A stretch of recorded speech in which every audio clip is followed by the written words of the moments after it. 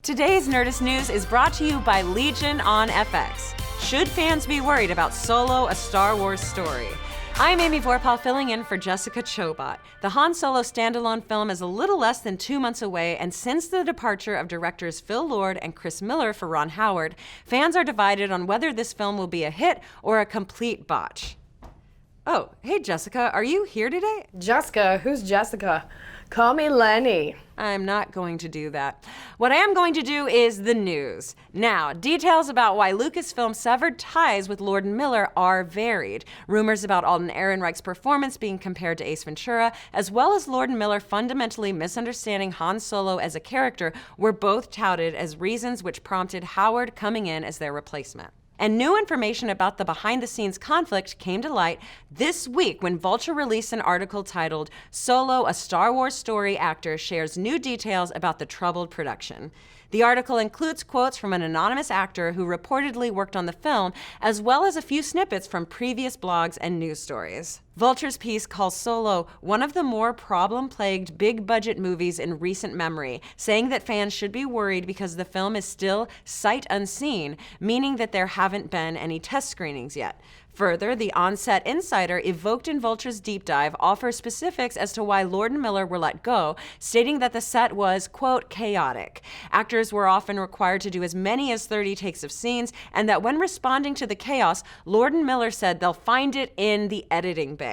Now, if you're Disney, a we'll fix it in post attitude is not what you want to hear about a movie with a budget in the hundreds of millions of dollars. But according to Vulture, it's not just directorial problems. The article also refers to the film's script as unworkable and is very critical of the star, Alden Ehrenreich, calling out the production for using an acting coach on set to help Ehrenreich nail the trademark Harrison Ford swagger.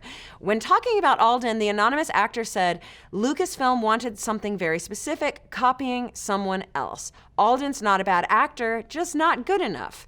The article ended with a very bold claim from the anonymous actor saying they have to make Solo good after The Last Jedi didn't make as much money as expected. They continued, if they want to keep making Star Wars movies, it has to be good. Now, it sounds like things are going pretty terribly in a galaxy far, far away, right? Well, before you despair too much, know that there's a chance that these claims are overblown. While it's true Lord and Miller were let go from the production and Ron Howard did reshoot a significant portion of the film, fans on Twitter shot some major holes in Vulture's story. At Bobby Roberts, PDX makes the point that a lack of Solo test screenings isn't cause for concern because Lucasfilm straight up doesn't test their movies. There weren't any test screenings for The Last Jedi or The Force Awakens, so this isn't anything new from Lucasfilm. You're doing great. Oh, I can't tell if you're being sarcastic or not. Wait, where did she go? She was right here, right? Anyway, back to Star Wars. Another point is that the rumors that the script is unworkable were only mentioned by a single unverified source posted on Screen Geek, which is a fairly new film blog founded in 2015. As for the script, it was written by longtime Star Wars vet Lawrence Kasdan and his son John Kasdan, and the Vulture article mentions that unlike Rogue One, which saw rewrites from Tony Gilroy for their reshoots, Ron Howard used exactly the same script that Miller and Lord shot from. So at least as far as Disney's Solo reshoots are concerned, script problems are not the issue you're looking for. But what about Alden? Reports did surface about the actor having a tough time grasping the Han Solo character. According to Vulture, Disney was looking for someone to impersonate Ford, so an acting coach was brought in to assist. Having an acting coach on set isn't uncommon, and considering the difference in directorial tone, it's not surprising Alden was having trouble with his Han Solo swagger. So, bringing in an acting coach shouldn't sound any alarms. Finally, there are some issues with Vulture's anonymous actor describing how Solo was reshot because The Last Jedi didn't do well, and saying if they want to keep making Star Wars movies, Solo has to be good. This is inaccurate for two reasons. One, Lord and Miller's firing was made public in June of 2017, which was 6 months before the release of The Last Jedi. There's no way the box office returns on The Last Jedi played into their decision to reshoot Solo. Second, at $1.3 billion earned at the box office, The Last Jedi is the 9th highest grossing film of all time.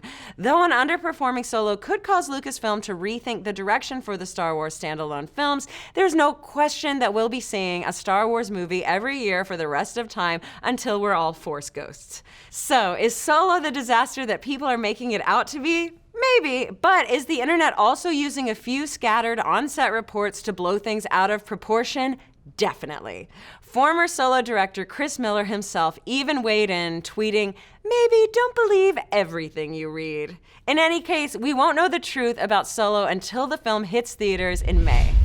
Oh my gosh. Oh, Jessica, will you stop it? Get out of the studio or my head or wherever you are.